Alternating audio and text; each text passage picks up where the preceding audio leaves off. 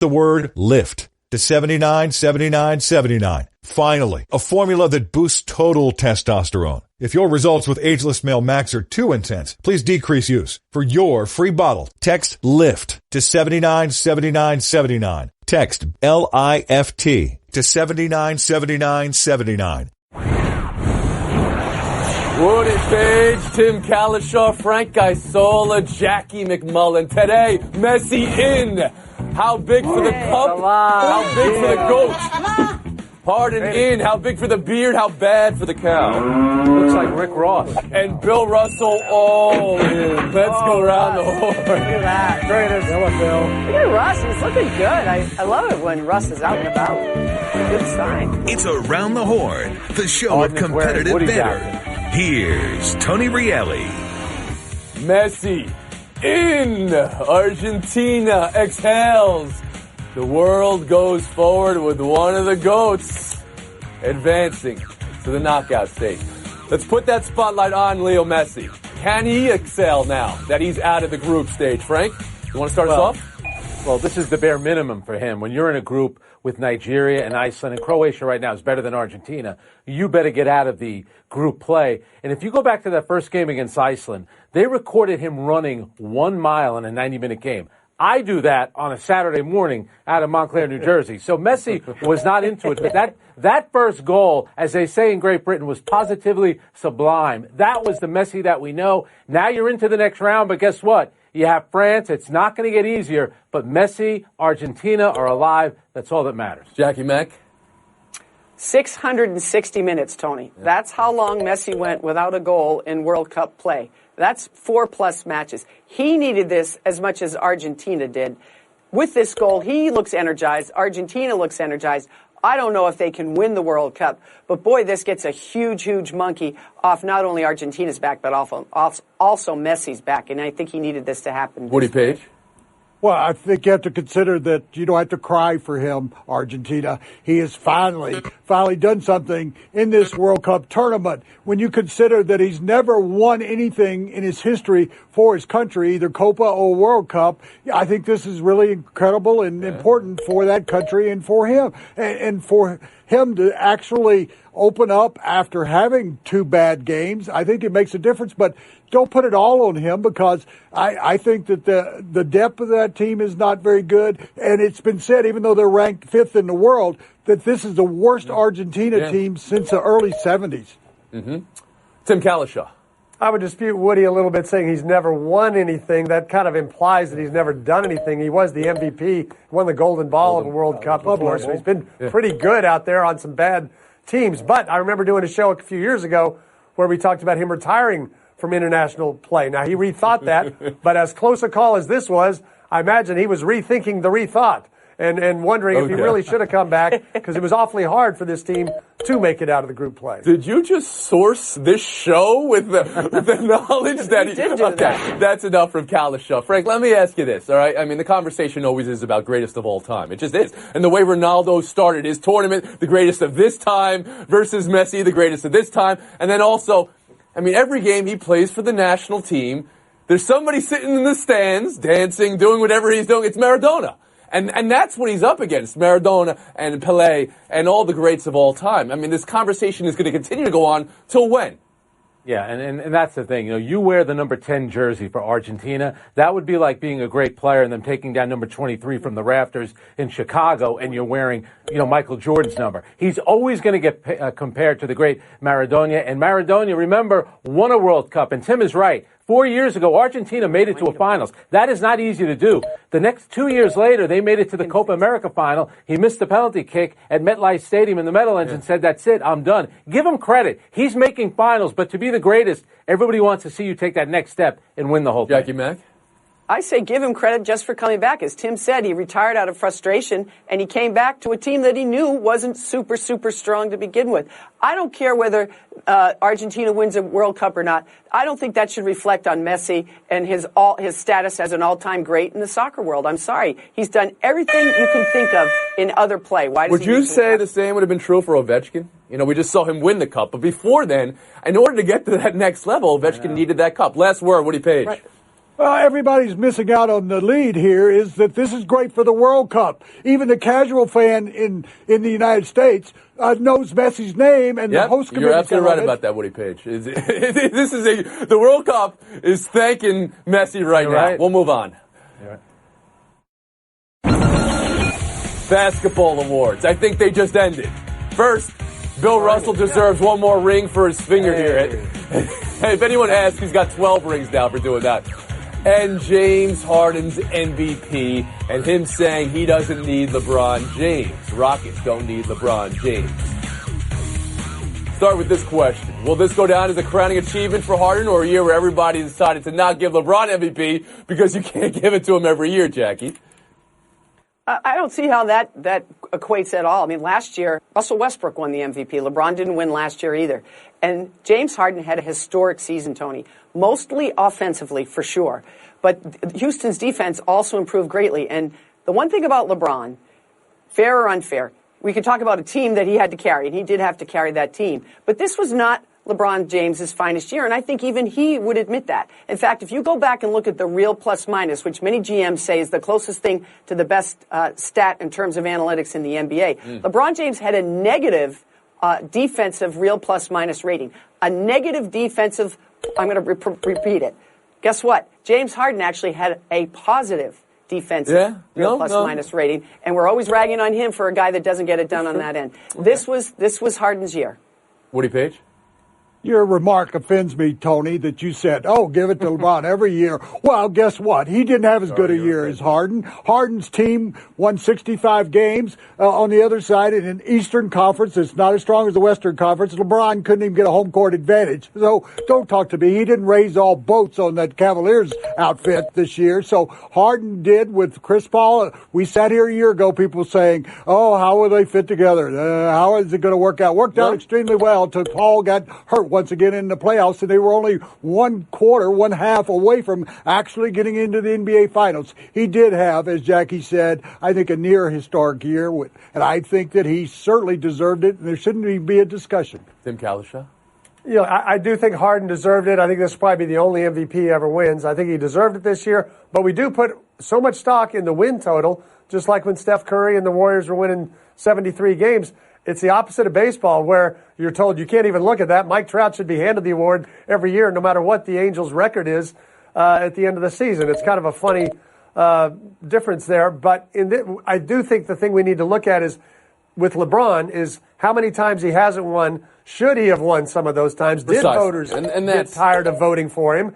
And because that comes into the conversation with all the greatest of all time talk. And that's one point. And the other point is, we're just not going to expunge the postseason from the record here. I mean, I understand this is a regular season award. But we can say that's before it. So the point is, the season means one thing, and the postseason means another thing, and then we trumpet the season again after the postseason. I still have a problem with that. Frank Isola, please join us. Yeah, and let me defend Jackie McMullen. Even though she pummels me, I'm going to defend her. And I'm going to defend the other media members that voted for James Harden, including myself. They won 65 games. Our ballots are sent in before the playoffs start. The difference now is that award used to be handed out very early on in the playoffs. Usually when the team was playing home, this way the crowd can enjoy it. So now it's happening after the playoffs, and LeBron had this unbelievable playoff run. Absolutely. But it's separate. And I will admit this. I always said if LeBron plays 82 games, how is he not going to be the MVP? But his team only won 50 games. They weren't a great defensive team. James Harden's team won 65 games in the Western Conference, and he was by far the best offensive player. He was the MVP. Jackie, how does Harden saying he doesn't need LeBron, the Rockets are in the right place where they are, come off to you? It comes off as somebody that's thinking, hey, we barely have enough balls on this team right now, man. We don't need to add number 23, okay. So I never see the ball. Those two don't equate well together. Remember, they're one hamstring away from going to the NBA Finals just as they are. I agree with Harden. Tim Kalisha? Yeah, this isn't baseball where you can take the three best hitters and make them 2, 3, and 4, and you get all their production. This is basketball. You get one shot per trip down the floor, at least one initial shot. And I can't imagine Harden and Chris Paul standing around to watch LeBron do his thing for 20 minutes. Wow, listen to you guys. Oh, no, who needs LeBron? I mean, no, that's not I can't believe you guys. That's what we said about this Can I get on in on this? I mean, how many Warriors championships would there have been if Durant hadn't joined that team? Everybody talked about, there won't be enough balls on that team. How about Miami when those three guys got together? They won championships. Of course, LeBron would finally get Harden what he wants. Would be a championship. So. I do like the pride involved in Harden's answer, though. I mean, that I'll give something for that. I would. When you think about what the Thunder had, 3 of the last 5 MVPs drafted in back-to-back years, you have to play what if, right? How would the NBA be different today if OKC had kept everybody, Tim? Okay, nobody agrees with me. This is not baseball. You can't just add up a bunch of shooters and make this work. Yeah, they had great talent. James Harden had to come off the bench on that team. He was the youngest of the 3. You think at some point James Harden wouldn't have gotten a little tired of that? We saw Durant leave. For one thing, it's very hard to play with Russell Westbrook. It's hard to make that chemistry work. With the 3 of them, I understand why Oklahoma City thought, for tax reasons and a lot of other things, that this was never going to work. Okay, but tax reasons is part of the headline there. Yes. They broke up what could have been the greatest dynasty the game has ever seen for tax reasons. Frank, how does that sit with you today after seeing 3 of the last 5 MVPs come from that? Not good at all. And Sam Presti did a great job drafting James Harden, Russell Westbrook. We know that Durant fell into their laps once Portland took Greg Oden. The killer of this whole scenario is that they traded James Harden to save a little bit of money that now they're going to be spending on Carmelo Anthony and if Paul George comes back. If they had kept this group together, they could have been the dominant team in the NBA. I understand Durant left on his own. They traded Harden. That's on them. They never should have done that. Jackie, you play what if?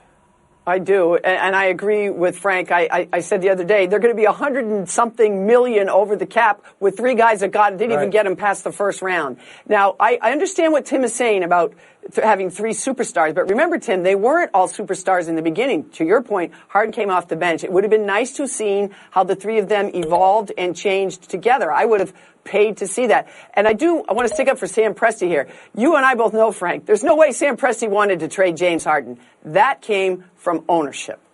Yeah. Okay. All right. Well, that's something there. I'm not sure how widely known that is. Woody, last word after the horn. Well, I'd rather play games of humanity, but I'll play your game. What if? They would have won 4 championships. They also had Ibaka that because of money problems, they got rid of him. Roberson came along. They would have had a defensive player. They would have been the best team in the NBA. Best team on this panel right now. Frank Isola, 21. In honor of the NBA awards, I'm going to give you the award for best first word after FaceTime when you lose. Buy yourselves next. Stick around. I mean, that's my problem. We all know who had the best regular season. Give the award immediately after the regular season, but don't tell me after the postseason that somebody was the best player. Delta is here to help people in pursuit of their goals. And with the ease of booking travel on the Fly Delta app, pursuing your goals has never been easier. You'll also get notifications as you go, giving you peace of mind throughout your journey. Buy or sell. Back into the NBA awards. Dwayne Casey winning Coach of the Year was about as awkward as you expected. And Ben Simmons, Rookie of the Year, as some expected, but not as agreed upon by this panel. My question here applies to all the awards and the 3 months in between the end of the season and the ceremony, but especially those 2 we just saw right there in the video. Does Casey's firing or Simmons' postseason versus Mitchell's postseason prove these awards are maybe wrong or need to be revamped? Woody, in your opinion? Yes, I think they got to be moved up. We've already forgotten what happened in the regular season, and that's A. And B, I don't like that Rookie of the Year situation. I mean, it's happened with Blake Griffin. It happened again with Simmons. I think that if you do like baseball and say, well, if you played 20 games or fewer, you're still considered a rookie. But it doesn't smell good. Tim Calishaw? I mean, I think they could move it up a week. They could get it a little closer to the NBA Finals, but you're not going to do it after the regular season before the playoffs start. You're not going to have get everybody together for that. And the Rookie of the Year thing, which I don't like, I think Donovan Mitchell was a rookie and should have won, but this isn't going to happen very often, so I don't think they need to start worrying that it's a trend just because it's happened a couple of times. Frank Isola? Yeah, they've turned it into a made-for-television event, so that's not going to change anytime soon. The awards are going to be voted on before the before the playoffs begin, and then after the playoffs, you'll have the show. My only issue is maybe for Rookie of the Year, change it to Newcomer of the Year. I don't like when Blake Griffin won or when Ben Simmons won, taking that gap year, essentially, and then being Rookie of the Year. Donovan Mitchell's a rookie. Ben Simmons, in my opinion, not a rookie.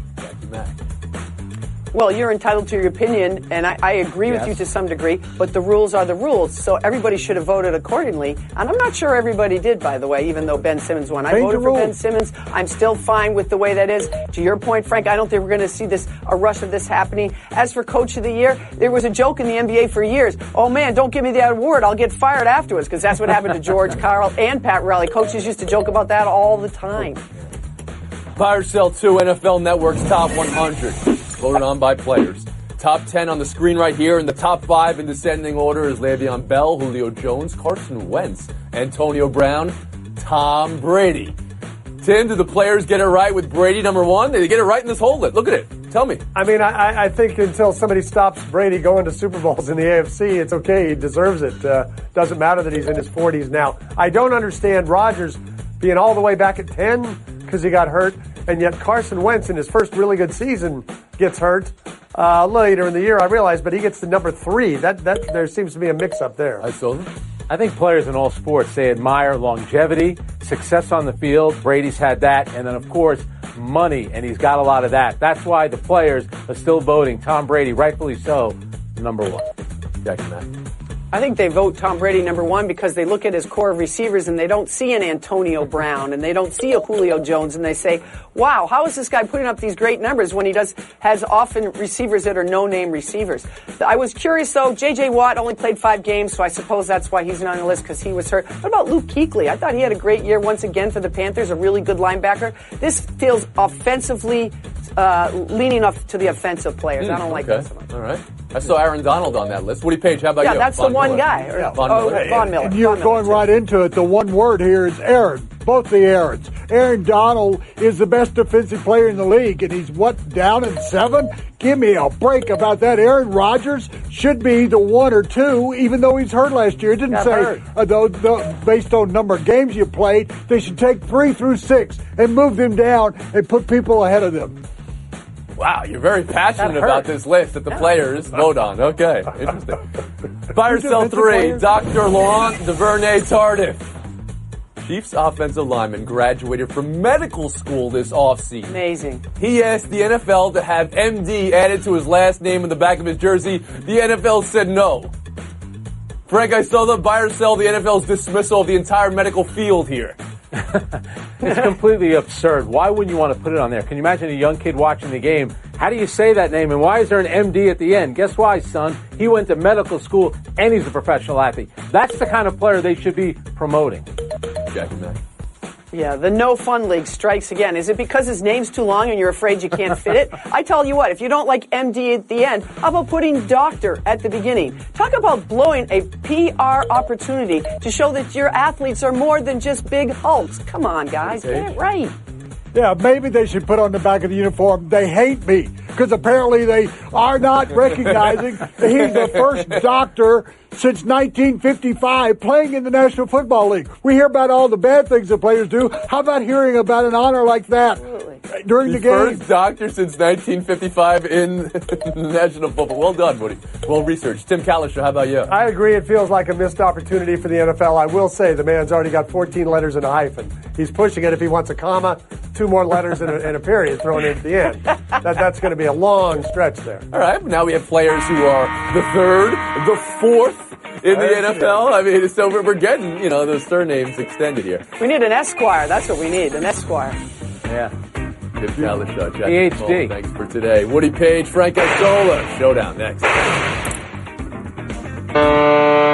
AARP can help you become your healthiest self. It's why we offer health tips for your body and your brain. So take on today and every day with AARP. Learn how at takeontoday.aarp.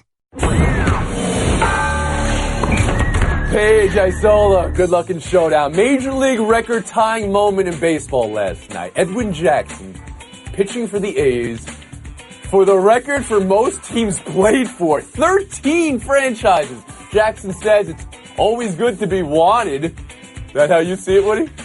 Oh, absolutely. I mean, he's been all around baseball. And guess what? He's going to have another team before the season's out because some playoff contender saw what his contribution of 7 innings without a walk last night. They're going to hire him down the stretch. The number's going to raise here. Not every player could be the great Derek Jeter where you spend your entire career with just one team. But think about Jackson. Both teams in Chicago, 2 teams in California, a team in Baltimore, a team in Washington, D.C. How has he not played in New York yet? That'll be your 14th Why is this team. about New York? Why the Yankees? Why did you invoke Derek Jeter's name? Why did you invoke the Yankees? We have 2 teams here. He hasn't played for them. Oh, Woody Page. We'll move on. Major League non-record moment in baseball last night. I regret to say it's by a New Yorker. Dellin Betances, his first career at bat. Same question, I guess, was this more impressive or not as impressive? But also compare Betances' swing to professional golfer Ho-Sung Choi. Frank, you want to do that? There's no Choi in that swing. He looks like Charles Barkley when he's doing something like that. Betances looks like every pitcher you've ever seen before. That's a professional golfer. That's his swing, with his feet moving like that. Choi finished 5th in the tournament, in a major pro golf tournament. If you combine Happy Gilmore's beginning and his end, that would revolutionize golf swings. I think it looked fantastic. Terrible swing. Especially success. He finished 5th. Woody Page. Get into FaceTime. I want to talk about something special if you haven't seen it. James Corden does karaoke carpool. And if you didn't see the one with Paul McCartney, you can go on YouTube and join millions of others. It's 21 minutes long in Liverpool. They're sitting in the car singing Beatles standards. They went to Paul's house when he was growing up. They went to Penny Lane.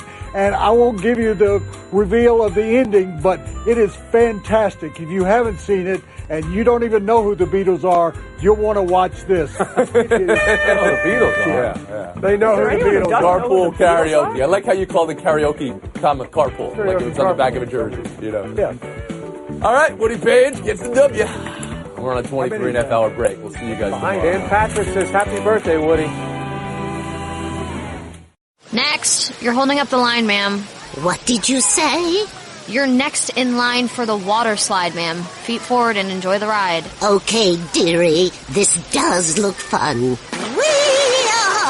You melted me. I've melted. The Wicked Witch of the West on a water slide? Surprising. What's not surprising? How much you could save by switching to Geico. See what you've done. Oh! Geico. 15 minutes could save you 15% or more.